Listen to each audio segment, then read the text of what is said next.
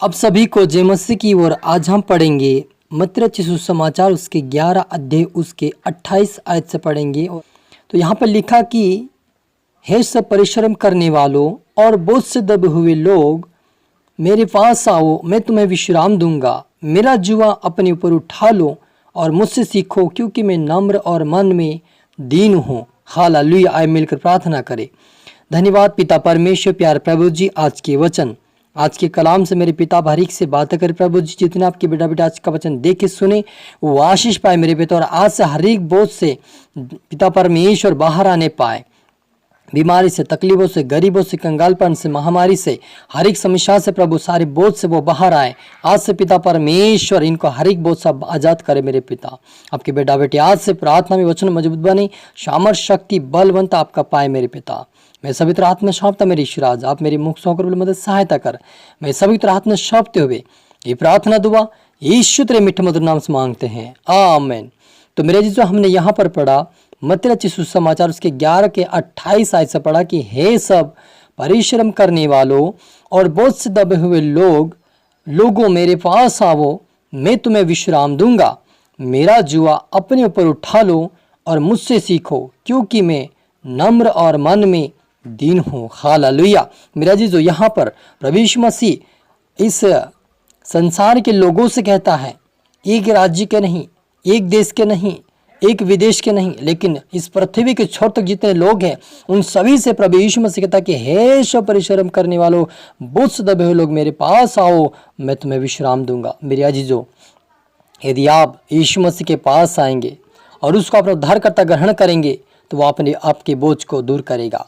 क्योंकि संसार में हर एक व्यक्ति जो है पाप के बोझ में दबा हुआ है, बुराई के बोझ में दबा हुआ है, समस्या के बोझ में दबा हुआ है, लड़ाई झगड़े के बोझ में दबा हुआ है, बहुत सारे जेल खाने में पड़े हुए उसके बोझ में दबे हुए हैं, बहुत सारे पाप में पड़े हुए बोझ में दबे हुए हैं, बहुत सारे ऋण में पड़े हुए बोझ में दबे हुए हैं, बहुत सारे लाइलाज बीमारी के बोझ में दबे हुए हैं। उन सभी को प्रभु यीशु मसीह कहता है कि सब मेरे पास आओ, मैं तुम्हें विश्राम दूंगा। मेरा जी, जो सचमुच ये बात सच है कि ये संसार, ये डॉक्टर, ये दुनियादारी, ये दुनिया की हर एक चीज़ हमें सुख शांति नहीं दे सकता, हमें विश्राम हमारे हृदय में, हमारे जीवन में नहीं दे सकता। मेरे आज जो हम शरीर के लिए हर एक चीज़ को प्राप्त कर सकते हैं, लेकिन जो अंदरूनी हमारे जीवन में, जो हमारे मन में जो शांति चाहिए, वो शांति केवल यीशु मसीह देगा, वो शांति केवल यीशु मसीह देगा, कोई हमें नहीं दे सकता।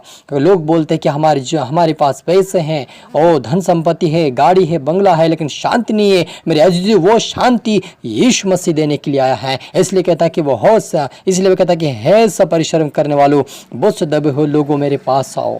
मेरे अजीजो, आप प्रभु यीशु मसीह के पास आए हैं, अपना बोझ उस पर डाल दो, क्योंकि प्रभु यीशु मसीह के तुम्हारा ध्यान है। वह कहता है कि मेरा जुआ अपने ऊपर उठा लो और मुझसे सीखो, क्योंकि मैं मन में नम्र और दीन हूँ। मेरा अजीजो, हमारे पास गुस्सा है, हमारे पास चिड़चिड़ापन है, हमारे पास गाली गलौज है, हमारे पास बुराई है, लेकिन यीशु मसीह के पास मन में नम्र और वह दीन है। वो आपको भी शांति देगा, आपको भी नम्र और दीन बनाएगा और अपने वचन पर चलाकर अपने राज्य की वारिस बनाएगा। हालेलुया। इसलिए आपने आपको प्रभु के हाथ में सौंपे, प्रभु से कहे मेरा बोझ प्रभु मुझे उठा नहीं जा रहा है, आप उठाइए, मुझे आपका बोझ दीजिए, हल्का बोझ, ताकि मैं उठाकर लेकर चल सकूं। मेरे यीशु मेरी सहायता मदद कर। प्रभु आपकी मदद करेगा, आपको बोझ से, बीमारी से, समस्या से, तकलीफों से, ओ गरीबी से प्रभु यीशु मसीह निकालेगा। क्योंकि हम भी उस समय, जिस समय हम, मेरे माँ बाप बीमारी में थे, तकलीफ में थे, समस्या में थे, बहुत से दबे हुए थे, रो रहे थे, चिल्ला रहे थे, ओ पिता चिल्ला रहे थे, कह रहे थे, उनको कोई सहारा नहीं मिला। लेकिन जब प्रभु के दास हमारे घर में आया, मेरी मम्मी को प्रार्थना में ले गए, उसी दिन परमेश्वर के अनुग्रह से मेरी मम्मी को शांति और अनुग्रह मिला। क्योंकि मेरी मम्मी के सिर में ऐसे फोड़े फुंसी थे कि वो उंगली आधा इंची उनके सिर के अंदर एक घाव बन चुके थे, और वे आग जैसे जलन करता था, और वो परेशान और रोती थी। रात दिन सोना मुश्किल मेरे मम्मी के लिए था। लेकिन वो जब प्रभु के चरण में गई, उसका बहुत सहारा दूर हुआ, और आज वो आजाद और चंगाई पाकर ब्लेस है। तो आप यदि उसी प्रकार से मेरे माँ बाप की तरह चंगाई पाने चाहते हैं, तो प्रभु यीशु मसीह के पास आए, अपना बोझ यीशु मसीह को दे, और प्रभु यीशु मसीह का बोझ उठाकर आप चले। प्रभु यीशु मसीह आपको हर एक बीमारी, तकलीफ से, सारे बोझ से आपको आज़ाद करेगा। और आगे कहता कि और तुम अपने मन में विश्राम पाओगे क्योंकि मेरा जुआ सहज और मेरा बोझ हल्का है। प्रभु यीशु मसीह का बोझ हल्का मेरा जीजो। हाँ, दुनिया में हमें चलने के लिए लोग हम कहेंगे कि ये मसीह है, ये क्रिश्चियन है, ये विदेशी भगवान को मानते हैं, इस बात को बोल सकते हैं कि यीशु मसीह कहता कि मैं ही मार्ग, मैं ही सत्य, मैं ही जीवन हूँ। तो कौन कह सकता कि यीशु मसीह विदेशी है?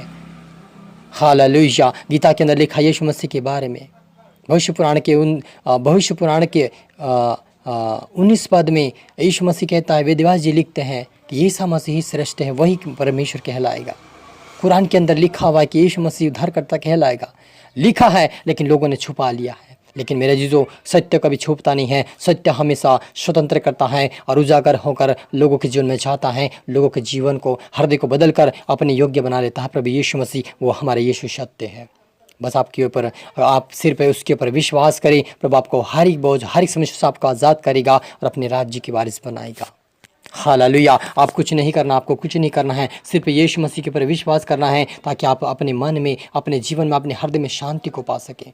क्योंकि संसार में शांति पाने के लिए क्या क्या कर रहे हैं। कोई बिना चप्पल का चल रहा है, कोई बोझ उठाकर चल रहा है, कोई कांटे पे सोया हुआ है, कोई पहाड़ पे सोया हुआ है, कोई आग पे चल रहा है, कोई किसी आराक पे चल रहा है, कोई अपने शरीर में कांटे चुभा रहा है, कोई अपने आप को कोड़े मार रहा है। इस प्रकार की वो शांति के लिए वो करे कि हम एक मोक्ष प्राप्त करें, एकांत जीवन पाए। लेकिन मेरे जो संसार में आपको इतना करने के बाद भी कोई शांति नहीं मिल सकता है। लेकिन यीशु आपसे कहता है कि मैं जीवन और शांति हूँ, मैं ही आदि, मैं ही अंत, मैं ही अल्फा, मैं ही ओमेगा हूँ, मैं ही आखिरी हूँ। आप उसके पर विश्वास करें। यीशु ही आपका खुदा है, यीशु ही आप और मेरा खुदा है। वो आपको शांति देना चाहता है, आपको अनंत जीवन देना चाहता है। यदि आप पाना चाहते हैं, उसके पर विश्वास करें, उद्धारकर्ता ग्रहण करें, उसके पीछे चले और खुदावन के राज्य के वारिस बने। हालेलुया। मिलकर प्रार्थना करी। ओ रूहा रा शांथा रियाला से रबा हो रिदा नमा। पिता परमेश्वर प्यार प्रभु जी, अपने इस वचन के दौरान हर एक से बात है कि आपका धन्यवाद प्रभु। जितना आपके बेटा बेटी देख के सुने में हर एक उत्तरात्मा सप्ताह में आज से वो पिता परमेश्वर सारे बोझ से, बीमारी से, समस्या तकलीफों से पार है मेरे पिता। हर एक चिंता के जीवन से जाए मेरे पिता। आज से आजाद होने पाए पिता। आज से पवित्रता में, प्रार्थना वचन मजबूत बने पिता। ये आपके पीछे चलने वाले बने मेरे पिता। आज से इनके हर एक जीवन में पिता परमेश्वर सारा बोझ दूर होने पाए, आजाद होने पाए यीशु मसीह के नाम से मेरे पिता। और आज से आत्मिक उन्नति पाए, अनंत जीवन पाए, तेरे राज्य की वारिस बने मेरे पिता। हर एक आत्मा सौंपता मैं अपने प्रार्थना देते हुए ये प्रार्थना दुआ यीशु तेरे मीठे मधुर नाम से मांगते हैं, आमीन। तो मेरे अजीजों, मैं आशा करता हूँ इस वचन से प्रभाव से बातें किया होगा। अब इसको दोबारा सुनी, लाइक करें, शेयर करें, सब्सक्राइब करें ताकि प्रभु आपको दुगनी आशीष दे। और आप सभी को फिर से मेरी तरफ से गॉड ब्लेस यू ऑल और सभी को जय मसीह।